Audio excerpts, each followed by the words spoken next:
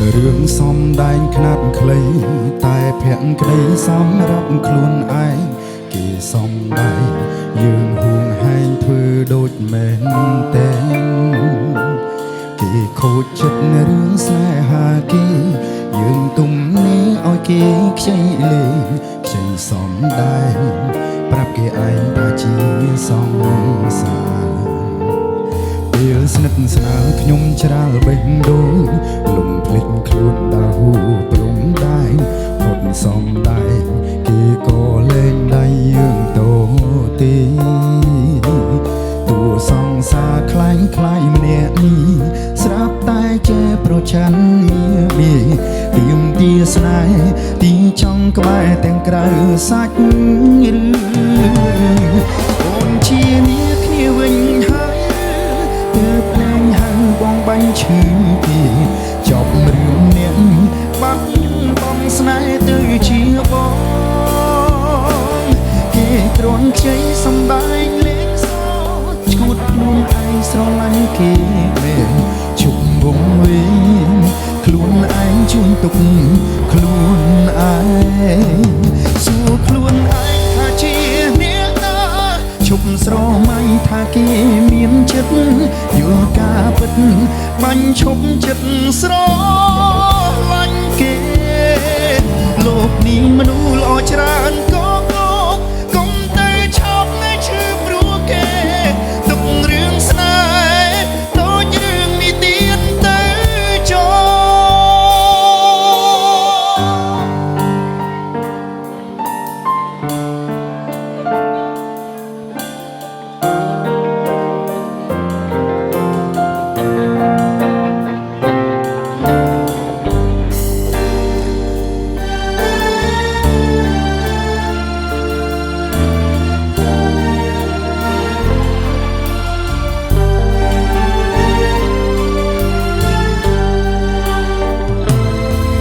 ស្និទ្ធស្នាលខ្ញុំច្រាលបេះដូង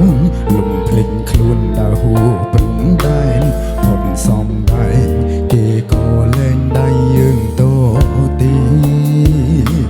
តួសង្សារคล้ายคล้ายម្នាក់នេះស្រាប់តែចេះប្រច័នមាទៀមទាស្នេហ៍ទាចង់ក្បែរទាំងក្រៅសាច់អូនជានេះគ្នាវិញហើយលែងហៅបងបាញ់ឈឺគេចប់រឿងអ្នកបាត់បងស្នេហ៍ទៅជាបងគេគ្រាន់ខ្ចីសំដែងលេងសើឈួតខ្លួនឯងស្រឡាញ់គេមែនជុំវងវិញខ្លួនឯងជួញទុកខ្លួនឯងសួរខ្លួនឯងថាជាអ្នកណាជុំស្រមៃថាគេមានចិត្តយល់ការពិតបាញ់ឈប់ចិត្តស្រឡាញ់គេលោកនេះមនុស្សល្អច្រើនក៏កុំទៅឆោតនៅឈឺព្រោះគេទុករឿងស្នេហ៍ដូចរឿងនេះទៀតទៅចោអូនជានេះគ្នាវិញហើយឬទើបលែងហៅបងបាញ់ឈឺគេចប់រឿងអ្នកបាត់បងស្នេហ៍ទៅជាបងគេគ្រាន់ខ្ចីសំដែងលេងសើឈួតខ្លួនឯងស្រឡាញ់គេមែនឈប់វងវិញខ្លួនឯងជួញទុកខ្លួនឯងសួរខ្លួនឯងថាជាអ្នកណាជប់ស្រមៃថាគេមានចិត្តយល់ការពិត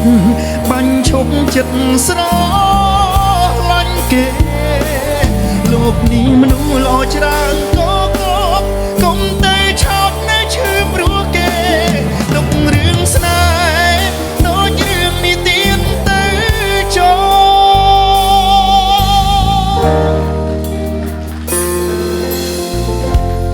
អរគុណច្រើនបាទអរគុណបងនៅទីស្នូទេដៃផងដែរបាទផ្ញើជូនបាទកំពុងអ្នកសេតទេទេដៃហ្នឹងបាទ